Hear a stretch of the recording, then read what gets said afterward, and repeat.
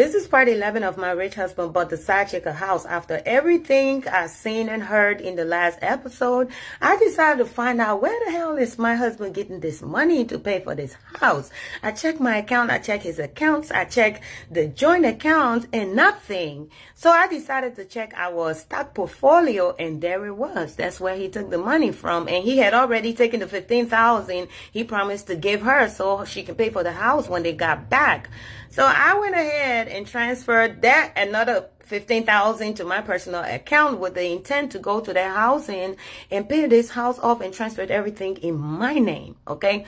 Once the money got in my account, I went to the housing office. When I got in there, I told them, I said, look, just like the last time, I have my general power of attorney. I'm here to pay this house off and get everything transferred in my name. So the lady at the front desk was like, what, ma'am? So what about your husband? I said, what about him?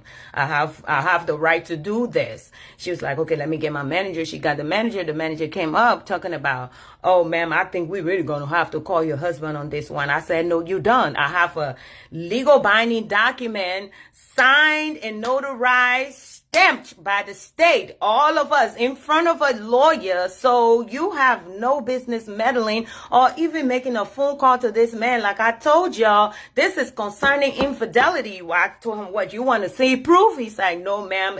I said, then do not meddle. Okay. This is my husband. When he gave me the power of attorney, general power of attorney, he knew what he signed up for. So you got no business calling him. Give me the papers. I'm here to pay this house off, and I'm here to transfer everything in my name and take him off this property. So please do as I say according to this document that gives me the right to do it. He was like, all right, I'm sorry, ma'am. I said, it's okay. We did everything. The house was officially mine and mine only. I took all the documents and left. See, here's the thing. He did not finance this house through our accounts, because then I was going to see, mortgage payments and, another mortgage payment and start wondering what the hell is going on. So he financed it through them. So that made it even easier for me to do what I did. I went home and waited for him to leave. So his story for leaving for 3 weeks was that he got a job assignment out of state for 3 weeks. I'm like, whatever. In the back of my head, I already know where he's going. So when he finally left, I went to the house. I looked in the glove compartment of the Mercedes-Benz. Luckily for me, the car title was there. I took the car title. I went to the BMV and did the same thing. I transferred that car in my name and ordered me a new plate. The plate came, I took it and hid it somewhere in the house because I'm not ready to carry out my final plans. I then went on the internet and searched for one of the best divorce lawyers in the state. I contacted her, booked her, retained her, and went for my appointment. I got to her office. I said, ma'am, I'm here to file for a divorce against my husband. He's cheating on me. I have all the proofs I need to file for divorce. She says, what kind of proof? I say, I have video recordings, voice recordings. I got paper documents. She was like, you can use paper documents and other things. I don't know about video recordings because it's illegal to record people unknown to them. I said, well, here's the case. He bought a house for the side chick. She's like, what? I said, yeah. He bought a house for another woman, but because I have a general power of attorney, I went to the housing and transferred everything in my name behind his back. I mean, I had the right to do it with the power of attorney. So after doing that, I went to the house he built for her and installed a security camera. And from that camera is where, I collected all the proof that he been, screwing another woman. So with the power of attorney and the house being technically mine, you think I can still use these evidence against him? She was like, well, if that's the case, you can use it. And she was like, let me see the power of attorney. I give it to her. She looked at it, and for the time frame I've been having the power of attorney and the time frame I did all of this, everything was good to go.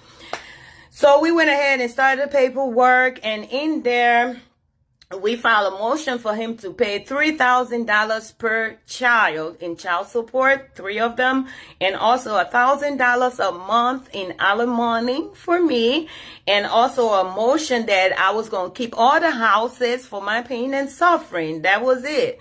And other things applied in the divorce, paper that was filed. Once she got everything completed, she mailed it to the house. When it came to the house, I took it and hid it as well because, again, I'm going to use it later. After I got done doing all that, I decided to follow up and see what kind of text/communication was going on between him and whomever. When I checked, he's texting Maggie. Maggie, if you have forgotten, is Israel, the side chick's sister. He's texting her. He said, look, while I'm on vacation with your sister, I'm sending you some money because I need you to do some stuff for me. Also, I've ordered some stuff. It's coming to your address to complete everything I plan on doing to set up for that evening. I'm going to, turn over everything to her. She was like, oh, that's what's up. He said, well, I'm going to need you to please cook for that evening. Prepare us a Valentine's dinner. I need you to buy roses, balloons, anything to decorate the living room area. And also for that evening, I'm going to need you to run some bath water, have candles around the jacuzzi tub, put roses all in the tub, and from the bedroom all the way downstairs, leading from the downstairs all the way to the bedroom. I want you to decorate the bed. I want you to buy new white, bedding, and just decorate the bed with all the Valentine's chocolate and candy and everything. Can you do that? She was like, I got you. And I'm like, wow. While I'm sitting there reading all this, he has no clue what's about to go down. But that's going to be in the next episode. So stay tuned.